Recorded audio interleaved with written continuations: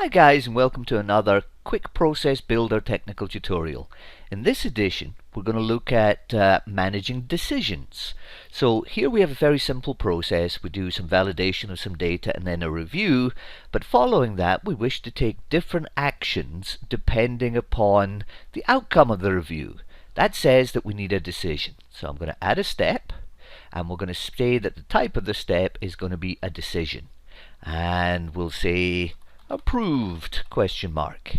Now if we look at this, we now see that we have a representation of a decision, a diamond, but there's only one outcome, which is going straight to the end. What we desire to happen is if this was not approved, let's go round and review again. So I'm going to edit this activity, and we're going to go to the decision rules section, and we're going to add a new rule. And if the rule is true, we're going to go to the review section. Good.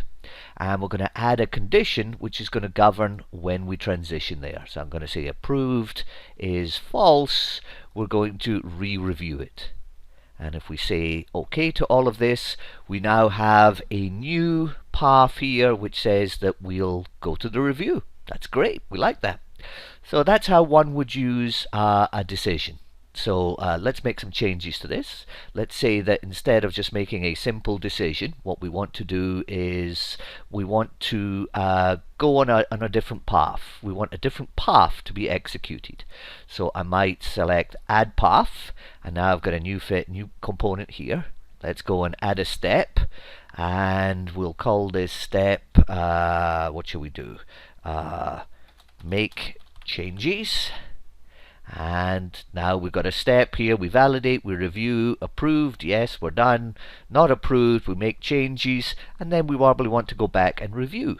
So let me go to make changes, edit the step, go to the task menu, add an action, go to step, yes, and the step I want to go to is review, and OK.